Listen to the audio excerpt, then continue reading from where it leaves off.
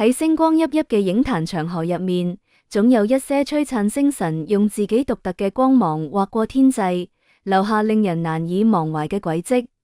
尊龍就係咁樣一位曾經驚艷全球嘅傳奇人物。佢唔止被讚譽為亞洲第一美男，更係2次提名金球獎嘅華裔先驅。佢嘅演藝生涯真係可以話係一部波瀾壯闊嘅史詩。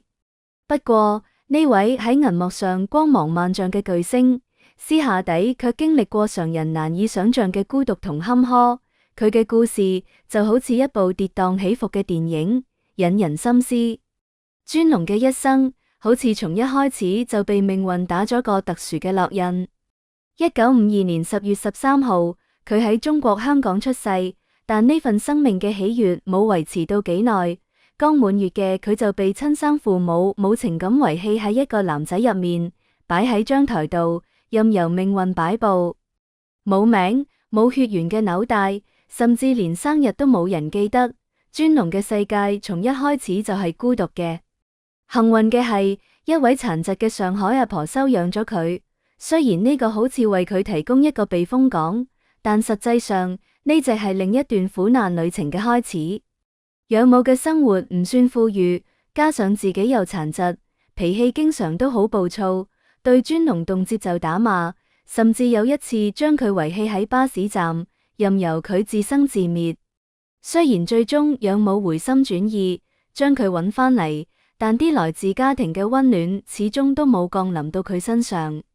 每日尊龍只可以勉強食到一口飯或者半個鹹蛋，咁樣嘅生活條件對於任何一個細路嚟講都係難以承受嘅。不過正正就係咁樣嘅環境，鍛煉咗尊龍堅韌不拔嘅性格，亦令到佢喺日後嘅演藝道路上可以面對各種挑戰，不屈不撓。8歲嗰陣，尊龍嘅命運出現咗轉機，佢被養母送入香港春秋劇社學京劇，師從著名京劇都馬旦、粉菊花。從此佢嘅生活發生咗翻天覆地嘅變化，食住都喺劇團，簽咗生死約，挨打受罵成咗家常便飯。每日從朝早嘅倒立練功到深夜，汗水浸濕咗練功房嘅地面。尊龍同林正英、羅家英等一班同門師兄弟一齊經歷過無數個日日夜夜嘅艱苦訓練。盡管條件艱苦，但尊龍從來都冇過一句怨言。佢比任何人都更加隱忍，將所有嘅委屈同痛苦都深埋喺心底。呢段經歷雖然暗無天日，但無形中又為佢日後嘅演藝事業打下咗堅實嘅基礎，成為咗佢登頂演藝巔峰嘅伏筆。18歲嗰陣，尊龍從劇社畢業，面臨住人生嘅重大抉擇。當時邵氏電影公司向佢拋出咗橄欖枝，邀請佢簽約拍功夫片。對於一個出身底層嘅戲班弟子嚟講，無疑係改變命運嘅絕佳機會。不過尊龍卻做出一個令人意想不到嘅決定，佢拒絕咗邵氏嘅邀請，選擇喺美國家庭資助下遠赴洛杉磯求學。初到美國，尊龍面臨住語言唔通、身無分文嘅困境。為咗生活，佢做過廚師、洗碗工，甚至喺迪士尼樂園賣過汽水，熬過無數個食唔飽嘅日子。但正正就係咁樣嘅經歷，鍛煉咗佢嘅意志，令到佢更加堅定咗追求夢想嘅決心。憑住唔服輸嘅勁頭，尊龍考入咗美國戲劇藝術學院，開始咗佢喺西方舞台上嘅逐夢之旅。佢靠住自己嘅努力，一步一步喺西方舞台上站穩咗腳跟。1976年，尊龍出演咗首部電影《金剛》，傳奇重生，正式踏入影壇。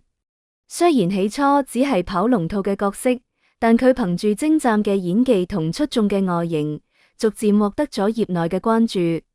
1981年，尊龍憑住2部舞台劇斬獲第25屆奧比獎最佳表演獎，開始喺百老匯嶄露頭角，成為亞裔演員中嘅佼佼者。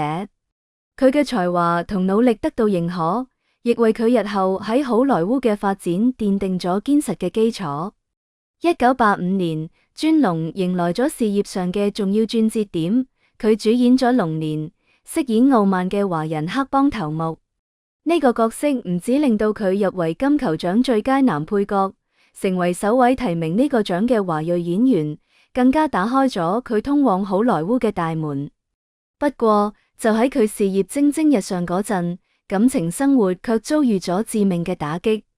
佢同美國戲劇藝術學院嘅同班同學 Nina 步入咗婚姻嘅殿堂，本以為呢段相伴可以治癒佢半生嘅孤獨，但現實卻俾咗佢沉重一擊。呢段婚姻冇熬過5年，就以 Nina 嘅離開告終。被自己心愛嘅妻子拋棄，呢份背叛成為咗尊龍心底無法愈合嘅傷口，令到佢再次陷入咗深深嘅孤獨之中。儘管感情生活受挫，但尊龍喺演藝事業上嘅成就卻無人能及。1987年，佢迎來咗演藝生涯嘅巔峰之作《末代皇帝》。喺呢部電影入面，佢飾演中國最後一位皇帝溥儀，從青年到老年，細膩嘅演技將人物嘅跌宕一生刻畫得入木三分。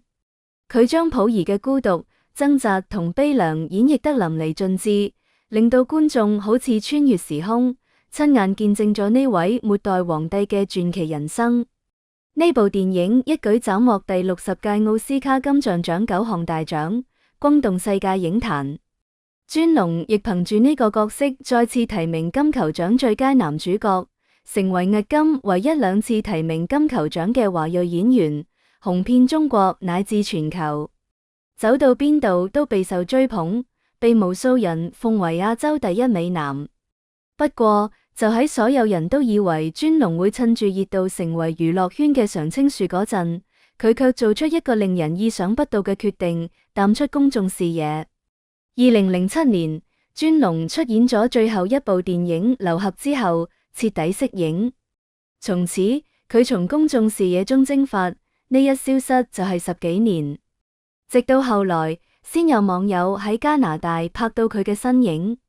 嗰陣嘅尊龍，身材略有發福，容顏雖然冇咗當年咁驚艷，但就多咗幾分從容淡然。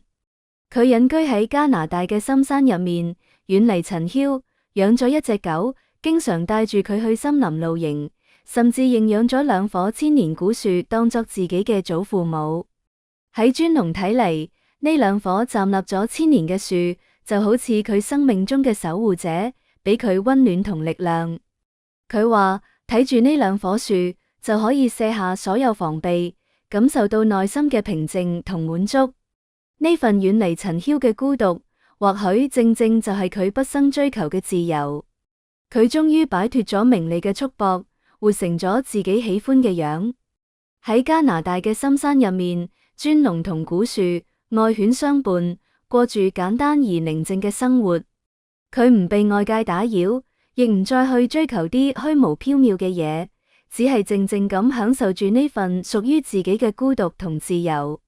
縱觀尊龍嘅一生，從被遺棄嘅孤兒到戲班入面嘅苦孩子，從好萊塢嘅華裔傳奇到隱居異國嘅孤老，佢經歷過太多嘅坎坷同孤獨。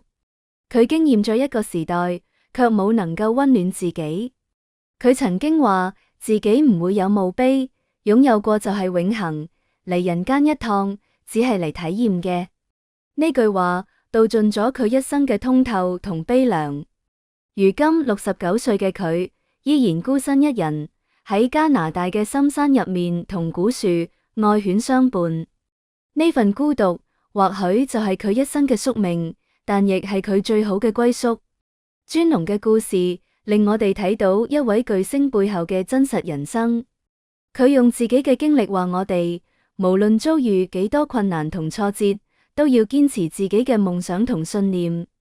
無論取得幾大嘅成就同榮譽，都要保持一顆平常心，唔好俾名利所累。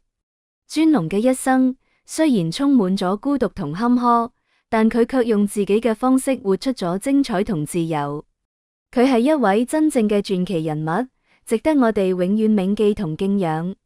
好啦，以上就係本期嘅內容。如果你鍾意我哋嘅節目，歡迎訂閱、點讚、轉發，感謝大家嘅支持。